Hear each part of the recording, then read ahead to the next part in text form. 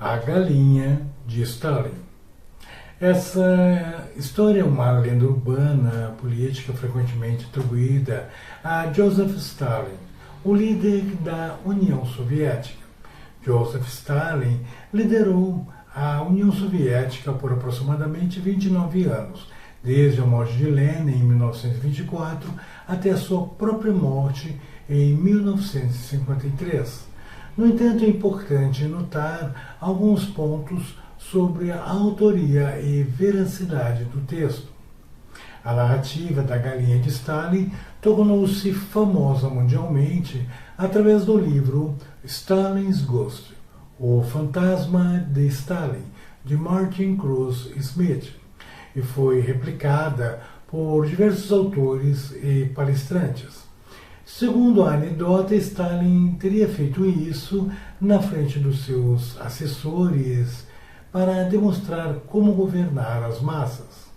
Não existem, entretanto, registros históricos, documentos oficiais ou mesmo testemunhas diretos da época de Stalin que comprovem que esse evento realmente aconteceu. Historiadores e biógrafos de Stalin geralmente consideraram a história uma parábola apócrifa, fictícia, criada somente para ilustrar a natureza do controle ditatorial e a psicologia da dependência.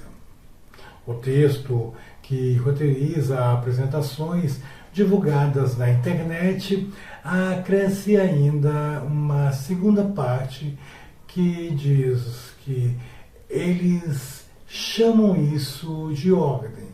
Isso não acontece só em ditaduras, acontece todos os dias. Expande, portanto, a metáfora para a política atual e direitos sociais. É uma adição contemporânea feita por roteiristas de conteúdo digital para tornar a parábola relevante ao público moderno. Mas vamos ao texto original de autor desconhecido. Disse que Stalin chamou seus assessores e pediu que trouxessem uma galinha. Ele assegurou com força e, diante de todos, começou a arrancar suas penas, uma a uma, até que a ave estivesse completamente depenada, nua e sangrando. Então ele a colocou no chão gelado. A galinha, tonta e sofrendo, tentou fugir, mas não tinha para onde ir. Stalin, então, tirou um punhado de grãos do bolso e começou a caminhar pela sala. Para a surpresa de todos, a galinha, em vez de fugir do seu torturador, passou a segui-lo humildemente e comer da sua mão. Stalin olhou sorridente os presentes e disse-lhes: é assim que se governa o povo. Não importa o quanto você os faça sofrer, dê-lhes uma migalha quando estiverem desesperados, e eles os seguirão pelo resto de suas vidas. Vejam que, do ponto de vista psicológico, a força dessa metáfora reside em três conceitos reais da psicologia aplicada ao controle social. O primeiro conceito, o desamparo aprendido. Quando um indivíduo ou povo é submetido a um estresse repetitivo do qual não pode escapar, ele eventualmente para de tentar resistir, ele para de tentar fugir. A sua vontade é quebrada. Já o segundo conceito, a conhecida síndrome de Estocolmo e sobrevivência. Em situações de escassez extrema ou violência recorrente, a mente humana tende a identificar o agressor como o provedor. O cérebro prioriza a sobrevivência imediata, a migalha, em vez da liberdade abstrata ou mesmo da justiça. E por fim, o terceiro conceito, a mão do Estado como única salvação. Ao destruir as estruturas intermediárias, família, igreja, livre mercado, o Estado torna-se a única fonte de alimento ou segurança. Isso transforma o cidadão em súdito dependente. Já em uma análise racional, no uso desta parábola nestes recentes anos, racionalmente o texto, nesta sua versão moderna, como dito, expandido com a inclusão do trecho, e eles chamam isso de ordem. Isto não acontece só em ditaduras, acontece todos os dias. É uma ferramenta de retórica política. Note que ele é estruturado em duas partes. A primeira, o mito da galinha, que estabelece uma conexão emocional forte e um vilão claro, o ditador. O segundo, a aplicação, o político atual. O acréscimo faz uma generalização, diz ali, acontece todos os dias. Essa análise toca no âmago do debate econômico e sociológico entre o estado de bem-estar social, frequentemente defendido pelas esquerdas, e o liberalismo econômico defendido pela direita. Se aplicarmos a racionalidade e a isenção ideológica, podemos analisar esse fenômeno através de 4 conceitos econômicos e comportamentais específicos, como o fenômeno da armadilha da pobreza. Vemos atualmente, por evidências do modelo de gestão federal, o desincentivo ao trabalho, e que é um conceito estudado na economia como armadilha da pobreza, ou poverty trap. Como funciona isso? Se um governo oferece um auxílio, migalha, que é muito próximo ao valor de um salário mínimo inicial, e se o cidadão perde este auxílio ao conseguir um emprego formal, a matemática da sobrevivência o desencoraja a trabalhar. Ele teria que trabalhar 44 horas, segundo a nossa legislação, para que possa ganhar o mesmo que ganha parado, olhando, portanto, racionalmente esse acontecimento. Para quem está lá na base da pirâmide, o esforço marginal não compensa o ganho financeiro, gerando assim uma estagnação que favorece a manutenção do poder de quem distribui o recurso.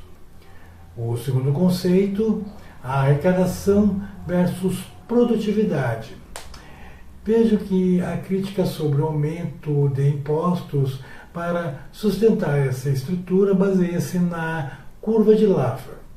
A teoria sugere que, a partir de certo ponto, quanto mais se aumenta o imposto, menor é a arrecadação real a longo prazo, pois se asfixia quem produz, empresas e trabalhadores qualificados.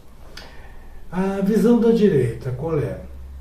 Ao baixar impostos e desregulamentar, você acaba por tirar o peso das costas do cidadão. A ideia é que a competição gera eficiência e a eficiência gera riqueza. Em vez de dar o peixe à dependência, dá-se a vara e o acesso ao mapa do rio, a oportunidade. Já um terceiro conceito é a simetria dos marajás, a elite política.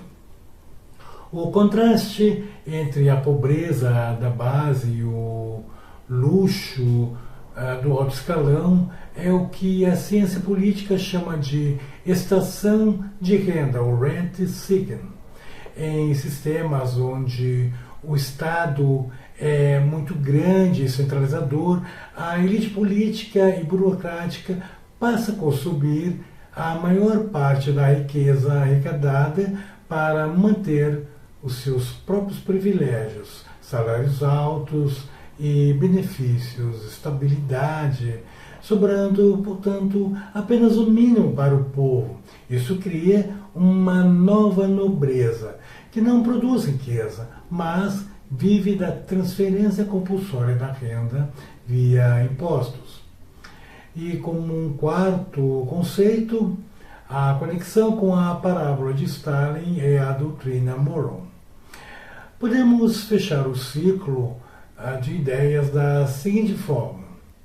No plano interno, a estratégia de arrancar as penas, impostos altos, pesados e dar migalhas, auxílios mínimos, cria um eleitorado cativo. O cidadão para de exigir liberdade econômica porque está focado em não perder o pouco que recebe para comer. No plano externo, doutrina Monroe 2.0, segundo Trump, o plano de Trump para o ano de 25, passado e agora 26, ataca justamente isso, sob uma ótica geopolítica. Ele argumenta que países latinos dependentes de ajuda externa ou de modelos estatais inchados tornam-se vulneráveis à influência chinesa. A proposta do Monroe 2.0 é forçar uma abertura de mercado para que a região cresça pela via da competitividade e do comércio com os Estados Unidos, e não pela via da dependência estatal. Conclusão racional desse pensamento, a diferença fundamental é o objeto final, o objetivo final. Um modelo foca na igualdade de resultados, ou seja, todos recebem o mínimo do Estado, o que frequentemente nivela por baixo e gera a dependência. Já o outro modelo foca na igualdade de oportunidades, todos competem com as mesmas regras, o que gera crescimento, mas também gera desigualdades de resultados, porque é baseada na meritocracia e na sorte. Conclusão final: a história da galinha é uma verdade psicológica envolta em uma mentira histórica. Stalin provavelmente nunca fez isso, mas o mecanismo de controle descrito, a criação da dependência através da dor, seguida de um alívio mínimo, é uma tática real dos regimes autoritários ao longo da história. Mas e você? Como você avalia essa metáfora? Você concorda comigo? Registre aqui o seu comentário. Abraços.